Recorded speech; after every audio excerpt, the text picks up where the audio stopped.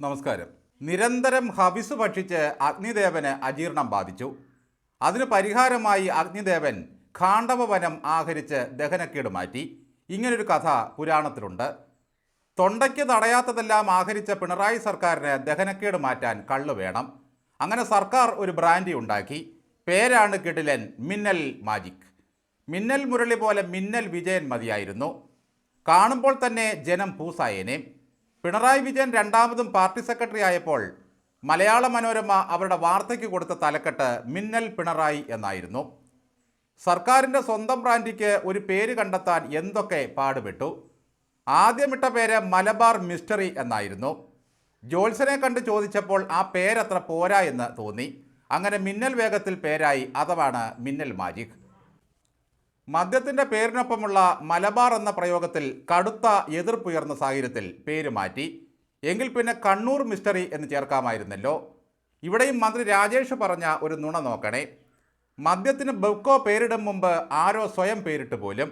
അതും തെരഞ്ഞെടുപ്പ് മുന്നിൽ കണ്ട് കനകൊലു ഉണ്ടാക്കിയതാണെന്നും പറയണം രാജേഷേ. ഇപ്പോൾ കേരളത്തിലെ മന്ത്രിമാരെല്ലാം കനകൊലു എന്ന മന്ത്രം ഉച്ചരിച്ചുകൊണ്ടാണ് നടക്കുന്നത്. വീണ ജോർജ് രോഗിയുടെ അകത്ത് കിടന്ന കത്രികയുടെ വരെ പിതൃത്വം കനകൊലുവിൻ്റെ തലയിൽ വെച്ചു കൊടുത്തു. ശിവൻകുട്ടി കണകുണ എന്നാണോ കനകൊലു എന്നാണോ പറയുന്നതെന്ന് തിരിച്ചറിയാൻ കഴിയില്ല. മന്ത്രി MP രാജേഷ് നുണ പറയും മുമ്പ് ഒന്ന് അന്വേഷിക്കണമായിരുന്നു. മദ്യക്കുപ്പികൾക്കുള്ള കടലാസു പെട്ടികളിൽ മലബാർ മിസ്റ്ററി എന്ന് തന്നെയാണ് അടിച്ചു വെച്ചിരിക്കുന്നത്. പേരിടലൊക്കെ നേരത്തെ കഴിഞ്ഞിരുന്നു.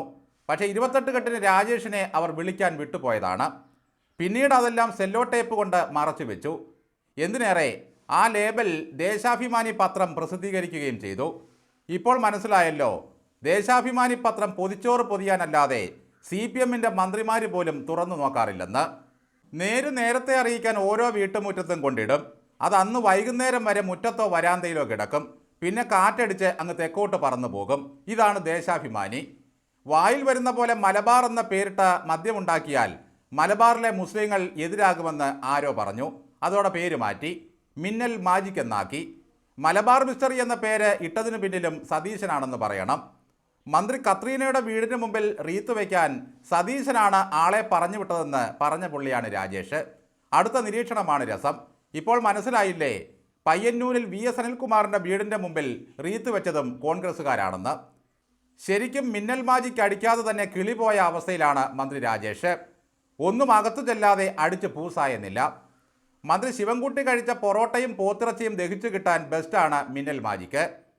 ഈ പേരിലെ മിന്നൽ പിണറായിയെ ഉദ്ദേശിച്ചാകാനാണ് സാധ്യത. രാജേഷിനൊരു പൊടി മോഹമൊക്കെ ഉണ്ടായിരുന്നു. സർക്കാരിൻ്റെ മദ്യത്തിനെങ്കിലും തൻ്റെ പേരൊന്ന് ഇട്ടാൽ കൊള്ളാമെന്ന്.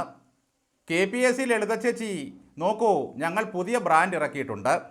മദ്യത്തിൻ്റെ ലഭ്യത കുറയ്ക്കാൻ വേണ്ടിയാണ് ഈ സർക്കാർ ഇങ്ങനെയൊക്കെ ചെയ്യുന്നത്. പ്രതിജ്ഞാബദ്ധതയാണ് അവരുടെ നയം. മൂന്നാം വരവ് ഉറപ്പിച്ചു എന്നൊക്കെ പറയുമ്പോഴും നമ്മുടെ മന്ത്രിമാരുടെ മുഖത്ത് ഒരു ഓജസ്സും പ്രജ്ഞയും കാണുന്നില്ല. ഒരുതരം ചളിപ്പാണ് എല്ലാ മുഖങ്ങളിലും. എന്നാൽ മുഖ്യമന്ത്രിക്കുണ്ടായ മാറ്റമാണ് അപാരം. എവിടെ ചെന്നാലും മൈക്കുകൾ പിണറായി വിജയനെ കൂവി തോൽപ്പിക്കുകയാണ്. മനുഷ്യന് കഴിയാത്തത് മൈക്കിന് കഴിയുന്നുണ്ടല്ലോ. പക്ഷേ അപ്പോഴും നിറഞ്ഞ പുഞ്ചിരിയോടെയാണ് മുഖ്യൻ പെരുമാറുന്നത്. മൈക്കൊന്നും കസ്റ്റഡിയിലെടുക്കാറില്ല. പോലീസിൻ്റെ ഉന്നത അന്വേഷണ സംഘം എന്തിനാ മൈക്കെ കൂവിയതെന്ന് പരിശോധിക്കാനും വരുന്നില്ല. ഞാൻ മുന്നിൽ നിൽക്കുമ്പോൾ മൈക്കിനെന്തോ പ്രശ്നമുണ്ടെന്ന് പറഞ്ഞ് പുഞ്ചിരിക്കുകയാണ് മുഖ്യമന്ത്രി. ആഹാ, എന്തൊരു മാറ്റമാണ് നമ്മുടെ മുഖ്യമന്ത്രി മാറിയിരിക്കുന്നത്. അങ്ങയെ കാണുമ്പോൾ മൈക്കിന് മാത്രമല്ല സാർ, മനുഷ്യകുലത്തിന് തന്നെ ഭയമാണ്. കാരണം മറ്റൊന്നുമല്ല, പറയുന്നതേ ചെയ്യൂ, ചെയ്യുന്നതേ പറയൂ. പക്ഷെ ചെയ്യുന്നത് പറയുന്നതല്ലാതെ പറയുന്നതൊന്നും ചെയ്യാറില്ല. സത്യത്തിൽ എന്തിൻ്റെ കുറവാണ് ഇപ്പോൾ കേരളത്തിലെ ജനങ്ങൾക്കുള്ളത്? സർക്കാരിന് സ്വന്തം ബ്രാൻഡി വരെയായി. പുളിക്കീടിലുണ്ടാക്കുന്ന ജവാൻ റം ആയിരുന്നു ഇതുവരെ സർക്കാരിൻ്റെ പേരിലുള്ളത്. അടുത്ത വരവിന് നമുക്ക് വോഡ്ക ഇറക്കണം, തനി റഷ്യൻ. പണ്ട് പത്രസമ്മേളനത്തിനിടയിൽ നായനാർ പറഞ്ഞൊരു ഫലിതമുണ്ട്. മുഖ്യനൊപ്പം അന്നത്തെ എക്സൈസ് മന്ത്രിയായിരുന്ന TK രാമകൃഷ്ണനും വാർത്താ സമ്മേളനത്തിൽ പങ്കെടുത്തു. നായനാർ കാര്യങ്ങളെല്ലാം വിശദീകരിച്ച ശേഷം രാമകൃഷ്ണനോട് പറഞ്ഞു, രാമകൃഷ്ണ, ഇനി ഇവന്മാർക്ക് ഓരോ ഗ്ലാസ് ചാരായം കൊട്.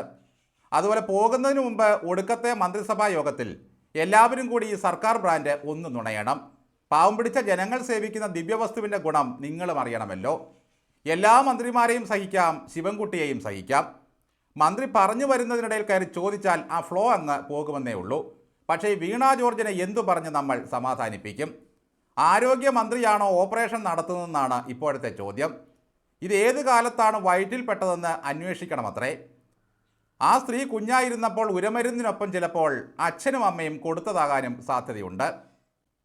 ആശുപത്രി ഇടിഞ്ഞു വീണതിന് ആരോഗ്യമന്ത്രി എന്തു പിഴച്ചു എന്ന് ചോദിച്ച വാസവനാണ് നമുക്കുള്ളത്. വാസവനെ ഏൽപ്പിച്ച കാര്യങ്ങളെല്ലാം ഭംഗിയായി തന്നെ പര്യവസാനിച്ചു. ആറന്മുളക്കാർ ഇത്തവണ വല്ല പണിയും ഒപ്പിച്ച് വീണയുടെ പണി കളഞ്ഞാൽ കരച്ചിലും പിഴിച്ചിലും നമ്മൾ ഒരുപാട് കേൾക്കേണ്ടി വരും. അവരവിടെ തോറ്റാൽ നാട്ടിലെ സകല CPMകാരും മറുപടി പറഞ്ഞേ കഴിയൂ. പിണറായി വിജയൻ ഉണ്ടാക്കിയ റോഡിൽ നിന്ന് കരിങ്കൊടി കാണിച്ചാൽ പരിഹസിക്കുന്നയാളാണ് ഈ മന്ത്രി. രാഷ്ട്രീയത്തിൽ ഇറങ്ങുന്നതൊക്കെ മൂക്കാതെ പഴുത്താൽ ഇങ്ങനെയിരിക്കും. ഈ ആരോഗ്യമന്ത്രിയുടെ വകുപ്പിൻ്റെ നോട്ടപ്പിശ കൊണ്ട് 100 കണക്കിന് മനുഷ്യരുടെ നെഞ്ചത്താണ് റീത്ത് വെച്ചതെന്ന കാര്യം കൂടി വീണ ജോർജ് ഓർക്കേണ്ടതുണ്ട്. പിന്നല്ലേ നിങ്ങളുടെ കഥകിലിരിക്കുന്ന ആ റീത്ത്.